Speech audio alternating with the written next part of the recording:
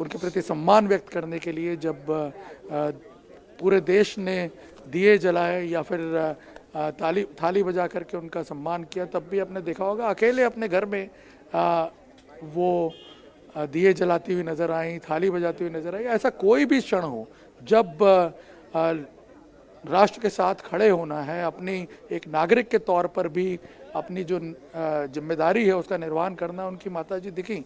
आपको एक इंसिडेंस बताता हूँ, 2014 का जब प्रधानमंत्री नरेंद्र मोदी अपने जन्मदिन पर उनका आशीर्वाद लेने पहुँचे, तब पंकज मोदी सरकार में ही थे, तो वो सरकारी निवास पर रहते थे, और वहाँ जब प्रधानमंत्री पहुँचे तब उनकी माताजी ने आशीर्वाद के साथ साथ, आपको याद होगा, 5,001 रुपये उनको दिए थे प्रधानमंत्री नरेंद्र मोदी को, और वो उनके लिए दिए थे जो कश्मीरी बाढ़ पीड़ित जो हैं उनके लिए जो फंड बना था, रिलीफ फंड, उसमें जमा करवाने के लिए दिए थे। और वो जो पैसे थे वो उनकी माताजी की जो सेविंग्स हैं, जो वो जमा करती रहती हैं पिछले कई सालों में, उसमें से निकाल करके उन्होंने दिए थे और कहा था कि ये उनके रिलीफ वर्क में खर्च होने चाहिए। तो आप देखिए कि चाहे कोई भी मुद्दा हो, कोई भी इशू हो, कोई भी परिस्थिति हो, उनकी माताजी ने एक नागरिक के तौर पर भी अपने कर्तव्यों का निर्वहन पूरी तरह किया, और इससे कई लोग इंस्पायर भी होते थे, कई लोग इससे प्रेरणा भी लेते थे। और मैं आपको बता दूं कि नरेंद्र मोदी कई बार ये कहते हुए नजर आए कि मेरी सबसे बड़ी स्ट्रेंथ मेरी माँ, उनसे बहुत कुछ मुझे सीखने को मिला है। उनके जो भाई हैं, बड़े भाई, वो बताते हैं कि उनकी माँ ने भी कभी नरेंद्र मोदी को अपने जो डिसीजंस हैं वो लेने से रोका नहीं, और हमेशा उनको सपोर्ट किया, क्योंकि वो उन्हें बहुत ज़्यादा विश्वास था नरेंद्र मोदी के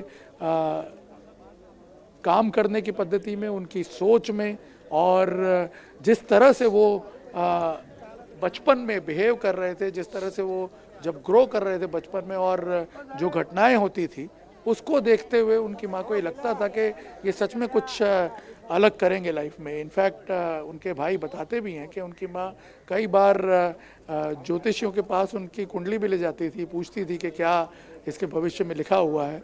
और ये सारी बातें आज बहुत से ऐसे इंसिडेंसेस हैं जो हमें याद आ रहे हैं। यहाँ पे इनफैक्ट मैं आपको बता दूं, अभी कुछ हलचल हो रही है, क्योंकि जो कॉन्वॉय है वो पीएम का लग चुका है, सौरभ, और मुझे लग रहा है कि अब वो कुछ ही देर में यहाँ से शायद निकलेंगे, क्योंकि अब पहले जो है गुजरात के मुख्यमंत्री बाहर आ रहे हैं।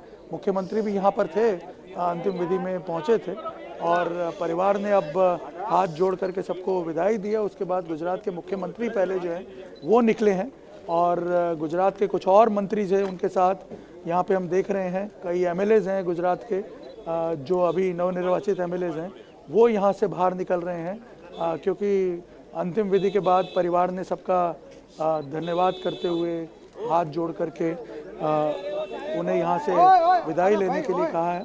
और कई जो नेता हैं गुजरात के, हम देख रहे हैं पूर्व मुख्यमंत्री विजय रूपाणी जो हैं वो भी यहाँ पर बाहर निकलते हुए हमें दिख रहे हैं, और कई जो नेता हैं वो अब जा रहे हैं, और इसके बाद परिवार के लोग जो हैं वो भी बाहर निकलेंगे। प्रधानमंत्री नरेंद्र मोदी के बारे में हमें बताया गया कि वो यहाँ से सीधा पहले राजभवन जाएंगे, और उसके बाद एयरपोर्ट से फिर वो अपने जो शेड्यूल कार्यक्रम है दिल्ली को निकल जाएंगे। यहाँ पे कुछ नेता जो हैं, हालांकि मना किया हुआ था, हालांकि सबसे विनती की थी कि ज़्यादा लोग ना आए, इसीलिए आप देख रहे हैं कि जो वरिष्ठ नेता हैं गुजरात में बीजेपी के, वही यहाँ पर पहुँचे हैं। कुछ एक आध साधु संत जो हैं वो भी यहाँ पर पहुँचे हैं, लेकिन जो अगर ये विनती नहीं की गई होती, अगर ये नहीं रिस्ट्रिक्शंस लगाए होते, तो शायद यहाँ पर अभी खड़े रहने की जगह भी नहीं मिल पाती।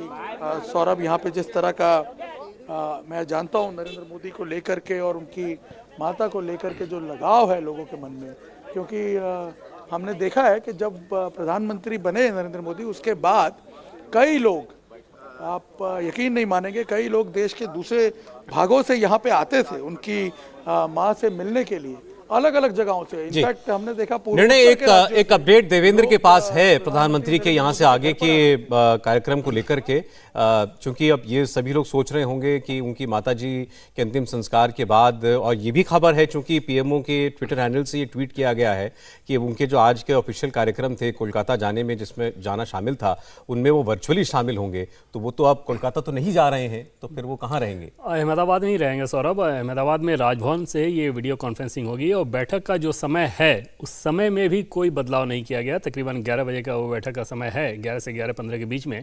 और प्रधानमंत्री नरेंद्र मोदी अहमदाबाद से ही उस बैठक में हिस्सा लेंगे वीडियो कॉन्फ्रेंसिंग के मार्फत, ना कि दिल्ली आकर।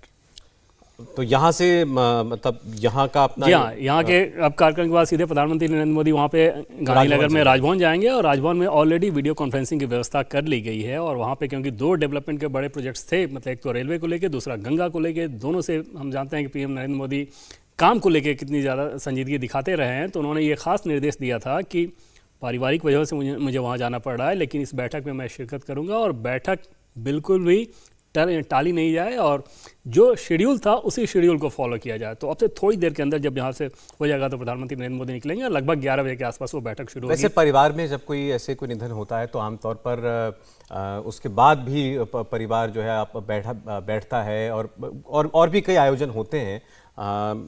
और आपको लगता है कि प्रधानमंत्री उनमें भी शिरकत करेंगे? या निश्चित तौर पे वो जब संभव रहेगा वो शिरकत करेंगे। और जैसा कि पहले हम लोग सौरभ बात करते रहे हैं कि इस चीज़ में वो बैलेंसिंग बहुत रखते हैं कि अगर आपकी व्यक्तिगत जिम्मेदारी कोई है, कोई कर्तव्य है, तो उस कर्तव्य की आप अनदेखी नहीं कर सकते। तो उस कर्तव्य को आप करें, लेकिन उसके चलते सार्वजनिक जीवन के कर्तव्य हैं उसमें कोई ढिलाई नहीं आनी चाहिए, उसमें कोई फेरबदल नहीं आना चाहिए। तो अभी क्योंकि वो अहमदाबाद में हैं, अब आगे का देखना होगा कि मुझे बहुत आइडिया नहीं कि वहाँ के जो संस्कार हैं वो किस प्रकार के होते हैं, कितने दिन के होते हैं। लेकिन प्रधानमंत्री नरेंद्र मोदी अगर जरूरत रही तो वो और मुमकिन रहा तो आएंगे। बिल्कुल ठीक जी। निर्णय बता रहे थे, आपको अभी लगातार बता रहे थे कि वहां पर जो बाकी नेता जो आए थे और जो लोग वहां आए थे, हालांकि मना किया गया था कि भीड़ ना लगाएं वहां पर, लेकिन फिर भी प्रधानमंत्री से जो लोग वहां स्नेह रखते हैं और जो आदर भाव रखते हैं और हीरा पास को जानते हुए वहाँ पर उनके लिए जो आदर भाव रखते हैं, बहुत लोग पहुँचे थे। बहुत सारे लोग, पुराने नेता, कई पूर्व मुख्यमंत्री वहाँ पर आए हुए थे। वो अब वहाँ से रवाना हो गए हैं। भूपेंद्र पटेल मुख्यमंत्री गुजरात, वो वहाँ पर थे, उनको आपने देखा वहाँ प्रधानमंत्री से बात करते हुए। वो भी अब वहाँ से निकल चुके हैं और हो सकता है कि प्रधानमंत्री भी अब थोड़ी ही देर में वहाँ से रवाना हो रहे हों, क्योंकि जैसे आपने भी बताया निर्णय और देवेंद्र जी बता रहे हैं कि राजभवन जाना है प्रधानमंत्री को, और जो उनकी ऑफिशियल मीटिंग है वो अगर 11 बजे के आसपास शुरू होनी है तो शायद थोड़ी ही देर में प्रधानमंत्री यहाँ से निकलते होंगे। जी बिल्कुल। इनफैक्ट पहले यही बताया जा रहा था कि अगर राजभवन में व्यवस्था हो जाती है तो यहीं रुकेंगे, अगर राजभवन में व्यवस्था नहीं हो पाई तो फिर वो दिल्ली चले जाएंगे, क्योंकि प्लान यही था कि वो यहाँ से अंतिम संस्कार का जो कार्यक्रम है वो फिनिश करके वो राजभवन जाएंगे। वहाँ से थोड़ा मुझे लगता है स्नान वगैरह करके वो निकलने वाले थे दिल्ली जाने के लिए। लेकिन अगर यहाँ पे व्यवस्था हो गई है तो अब राजभवन से ही वो वीडियो कॉन्फ्रेंसिंग करेंगे। लेकिन जो अभी हमें बताया गया था शेड्यूल, उस हिसाब से उनका वापस अपने भाई पंकज भाई के घर जाने का कोई कार्यक्रम नहीं था। अब हो सकता है कि अगर वो यहाँ रुक रहे हैं तो शायद परिवार के लोग आपस में बात करके उनसे सलाह मशवरा करके अगर कोई निर्णय में जरा एक मिनट जरा तस्वीरों पर दर्शकों को ले जाना चाहता हूँ। इस वक्त अपनी माताजी की जलती चिता के सामने 2 भाई खड़े हैं और अभी एक दृश्य देखा, एक तस्वीर देखी और ऐसा लगा शायद प्रधानमंत्री की आंखों में भी शायद आंसू थे। और प्रधानमंत्री नरेंद्र मोदी के चेहरे को सर अब आप देखें तो किसी भी बेटे के लिए जो सबसे बड़ा दुख हो सकता है वो ये दुख होता है कि आप अपनी माँ को खो दें, और वो संजीदगी, ये संजीदगी देखिए। ऐसी तस्वीर प्रधानमंत्री नरेंद्र मोदी को किसी भी जो सार्वजनिक जीवन के जो उनके क्राइसिस का समय जो आप कह सकते हैं, कभी भी आपने ऐसा नहीं देखा होगा। जैसे आपको याद होगा कि जब पाकिस्तान की तरफ से सर्जिकल स्ट्राइक के अगले दिन जब अभिनंदन वाला मामला हुआ था, उस समय प्रधानमंत्री नरेंद्र मोदी विज्ञान भवन में थे और जैसे उन्हें इस बात की जानकारी मिली उनके चेहरे पे तनाव दिखा था, वो वहाँ से बहुत तेज़ी से निकल के बाहर गए थे। वो तनाव भी इस कदर नहीं था। इससे ज़्यादा तनाव वाली तस्वीर प्रधानमंत्री नरेंद्र मोदी की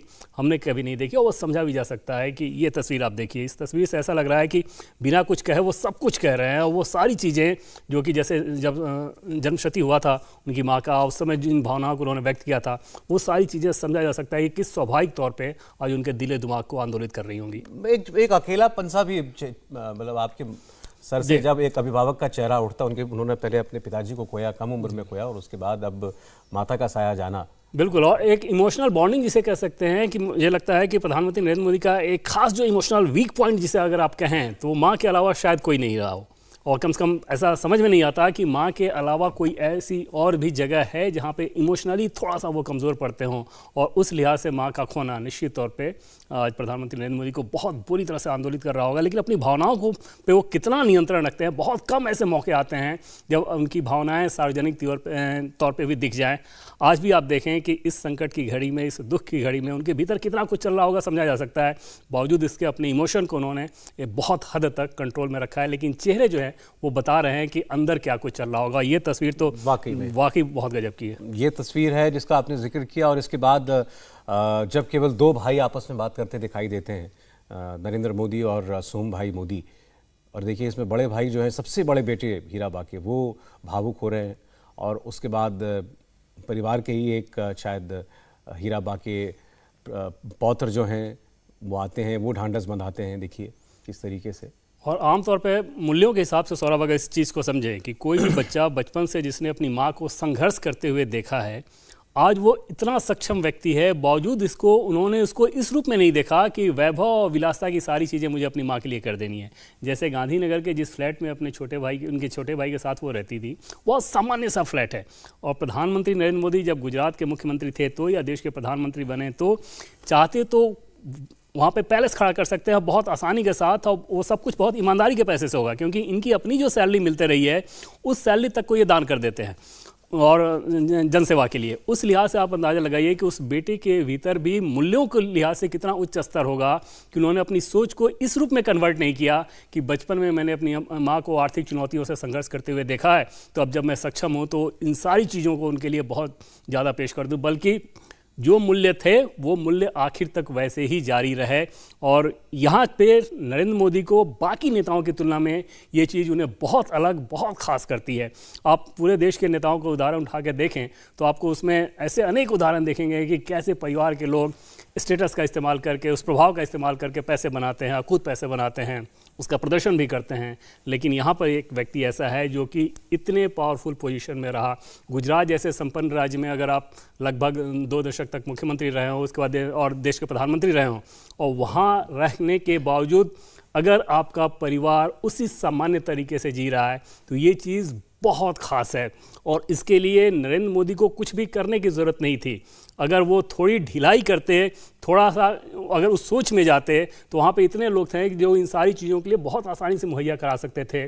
बावजूद इसके उनका नियंत्रण इस प्रकार का रहा। जैसे आपको याद होगा सौरभ कि 2-2.5 साल पहले एक खबर आई कि प्रधानमंत्री नरेंद्र मोदी की एक भतीजी दिल्ली आई थी और एक छोटे से गेस्ट हाउस में ठहरी थी और वहाँ पे एक चोरी की घटना हुई थी।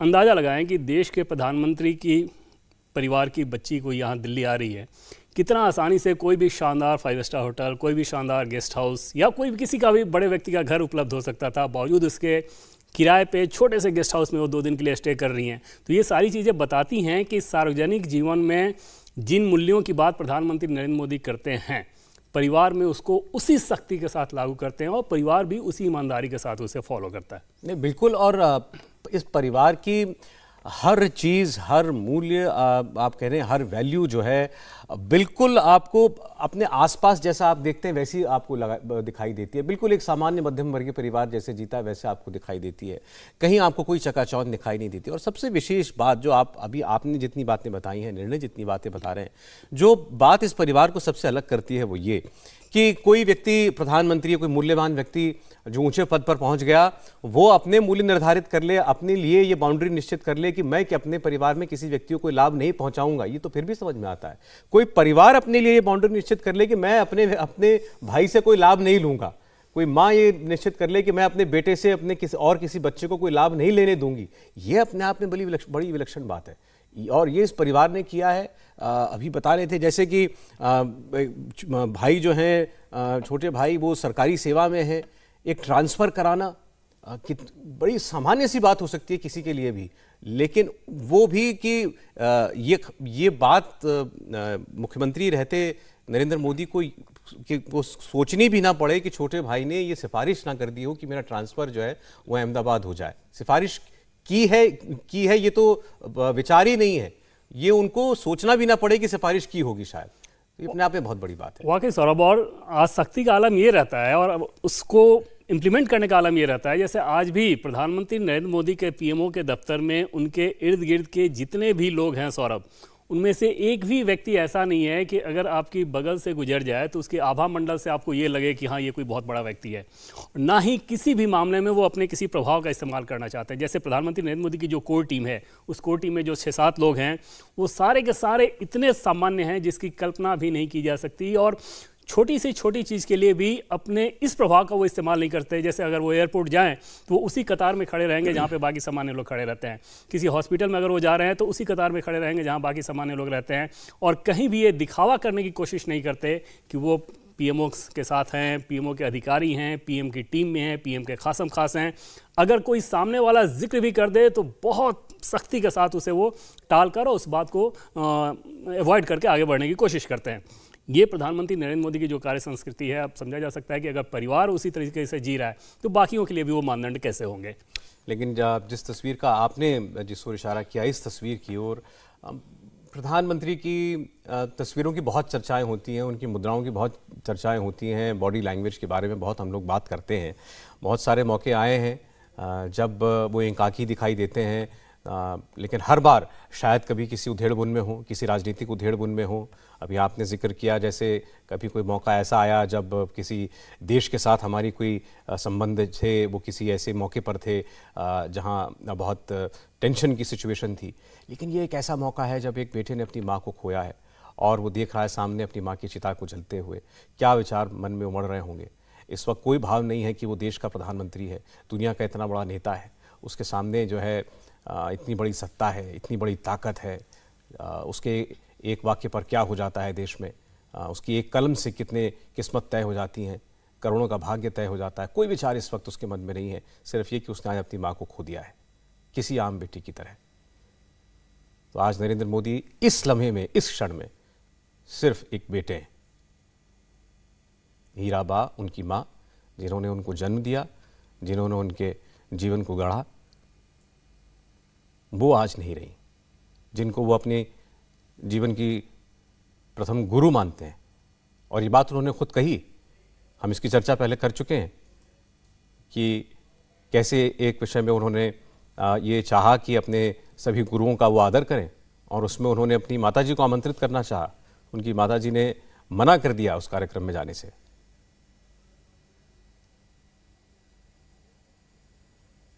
तो नरेंद्र मोदी के लिए, प्रधानमंत्री नरेंद्र मोदी के लिए आज एक संताप का दिन है। उनकी माताजी का निधन एक अपूरणीय क्षति उनके जीवन की। नहीं रही हीराबा। हालांकि अगर आप आयु की दृष्टि से देखें तो उन्होंने एक संपूर्ण जीवन जिया। अपने 100वें वर्ष में थी हीराबा, और जाते जाते भी अपने 100वें वर्ष में भी अपने बेटे को सीख देकर ही गईं। इसी वर्ष जून महीने में जब उन्होंने अपने 100वें वर्ष में प्रवेश किया, प्रधानमंत्री वहाँ गए थे उनके जन्मदिन पर शरीक होने के लिए इस अवसर पर, तो उनसे उन्होंने कहा कि जीवन काम करो बुद्धि से और जीवन जियो शुद्धि से। बेटे को नसीहत हर मौके पर उन्होंने दी। और जैसे वो सार्वजनिक जीवन में सौरभ आए, उसके पहले उनकी माँ नरेंद्र मोदी को तू कहती थी।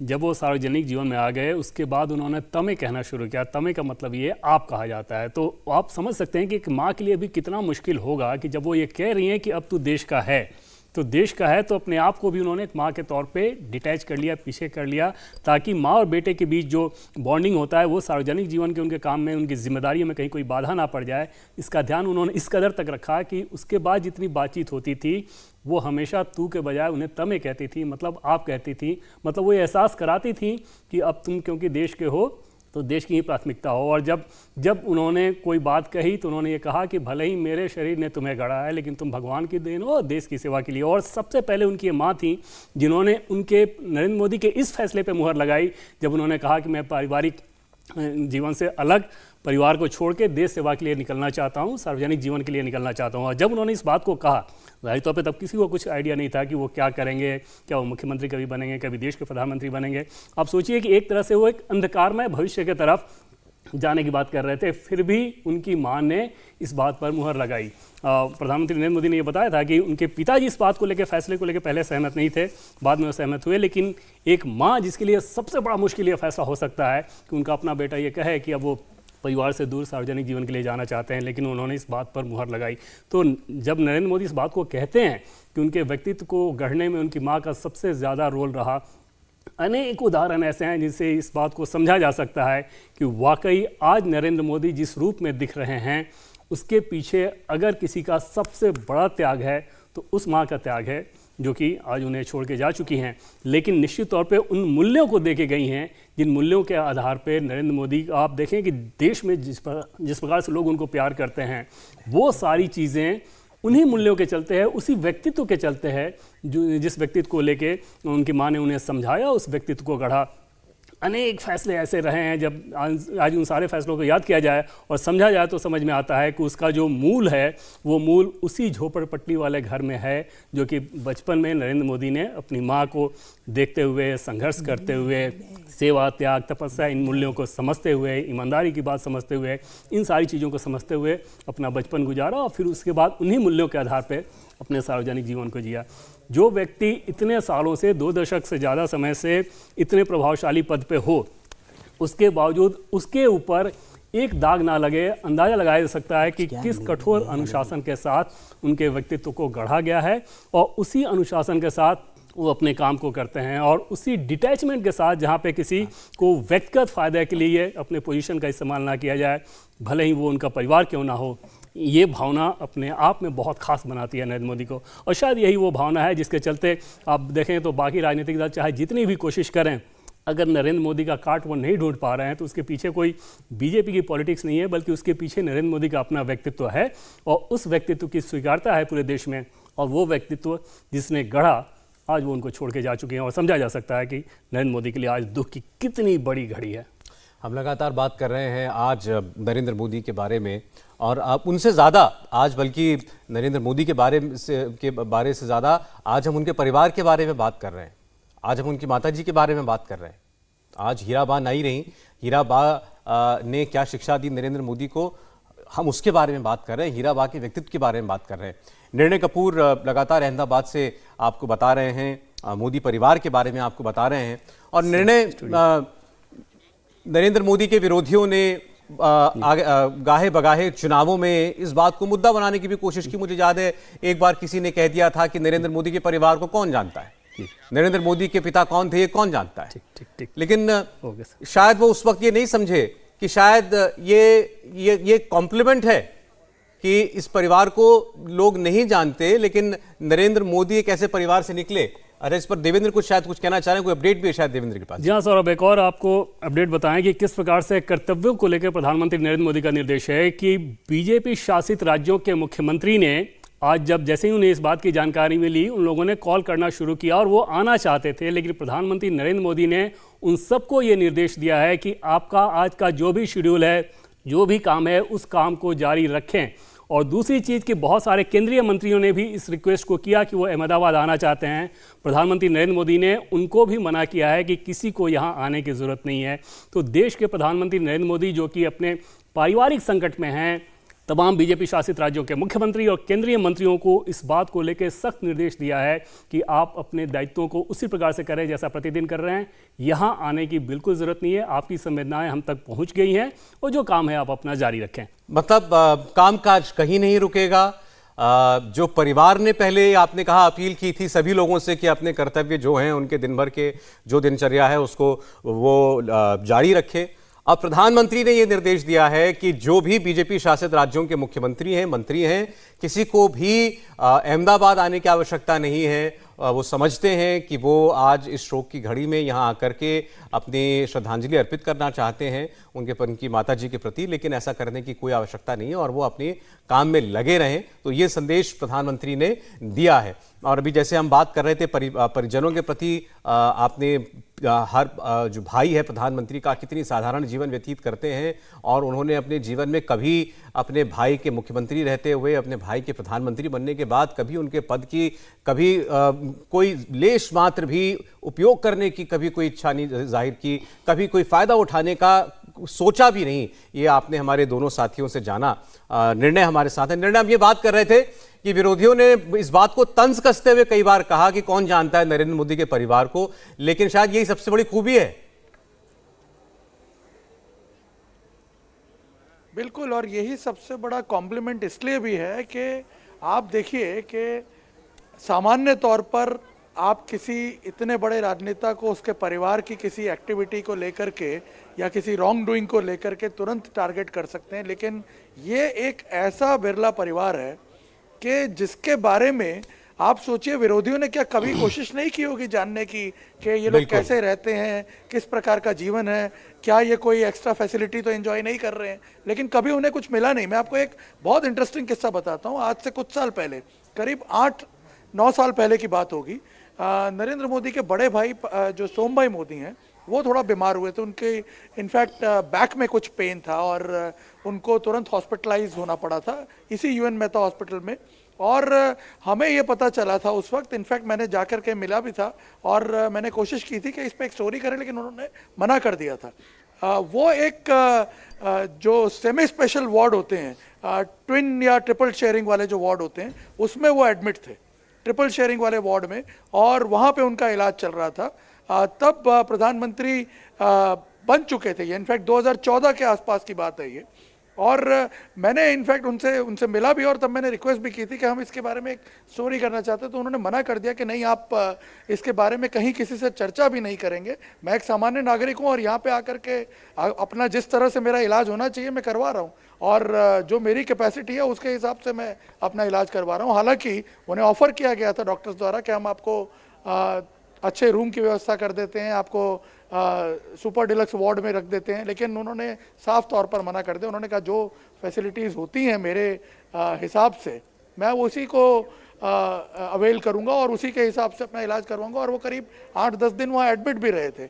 इसके अलावा भी ऐसे बहुत सारे वाक़ये आपको देखने को मिलेंगे जब आपको लगेगा कि ये कितनी सामान्य सी बात है एक प्रधानमंत्री के परिवार के व्यक्ति के लिए ये फैसिलिटी एंजॉय करना, लेकिन वो लोग कभी भी इस चीज़ को एक्सप्रेस नहीं करते थे, बल्कि अगर ऑफर किया जाए तो डिनाई कर देते थे। इंडिया टीवी हर वक्त हर जगह डाउनलोड करने के लिए सर्च करें India TV news Google play store या ऐप स्टोर पर।